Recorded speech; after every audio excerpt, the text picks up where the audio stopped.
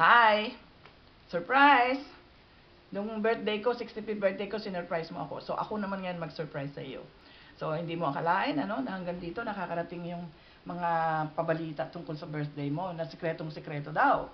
And ang sasabihin ko, many more birthdays to come, all God's blessings, every day of 2011, and especially on your birthday. And shower of blessings of good health, and continued wisdom and guidance from our Lord. Ngayon, tinatanong, anong masasabi ko doon sa aking BFF? Grade 2 pa lang kami, magkasama na kami niyan. Ay, wala akong masabi. Kahit na minsan, hindi kami nagkatampuhan. At saka, makulay ang kanyang love life. Pero hindi ko na ididetalye kasi best friend ko nga eh. Di siyempre, hindi ko naman ilalaglag. And then, pero pag pinilit ako, ilalaglag ko pa rin. Bubulgar ko pa rin. Anyway, mag-enjoy kayo. At pipilitin ni Romy na makapunta dyan sa birthday mo, although magkasabay kayo ng okasyon. Ngayon din yung reunion nila, family reunion nila. Ay, nandyan sila lahat except for Oscar na hindi yata pinayagan ng trabaho.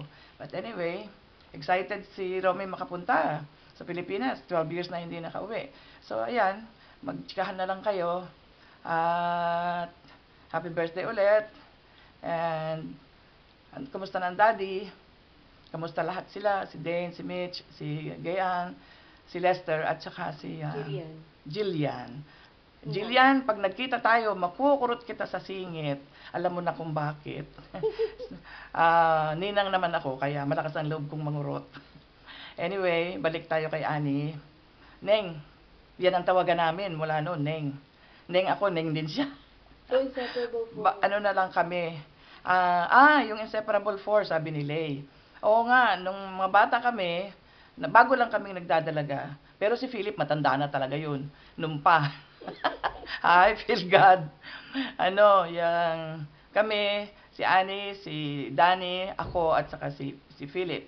Magkakabarkada kami. Ang tawag sa amin, Inseparable 4, kasi lagi kaming magkakasama. At lumakas pa ang loob namin, kumanta kaming 4, nag-quartet kami sa isang program sa EMA noon. At naalala mo, Ani, kumanta tayo ng Paper Roses sa Legion of Mary yata yun, sa likod ng simbahan, ang venue ng ating program ng Legion of Mary. And, well, more power to you. Ano pang masasabi ko?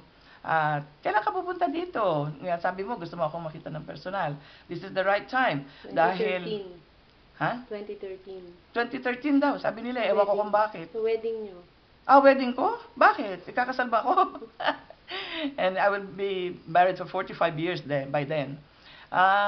Yun nga, punta ka na, and this is the right time, kasi makakita ka pa ng konting snow. Well, sabi ni Elsa Gonyo, Elsa Samson, pag pumunta ka raw dito, huwag daw winter, kasi wala kang makikita kundi snow. Pero pag spring ka pumunta, mula sa fall, like September, yun, magandang pumunta dahil marami tayong mapapasyalan. Nakakapasyal pa naman ako. I'm coping with whatever I have to do. Sinurrender ko na sa Lord yung aking pagdadialysis.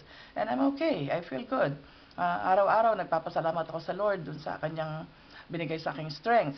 And I hope, lagi kitang pinagdadasal dahil nag-iisa ka lang sa bungabong.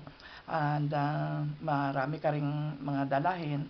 Pero malalampasan natin lahat yan. Nakakope tayo. Basta kapit lang tayo kay Lord. Anyway, siya ang daan, siya ang katotohanan, siya ang buhay. The way, the truth, and the life. God bless you, Anne. I love you. Naiiyak na. Sige, video ko pa ka naiiyak.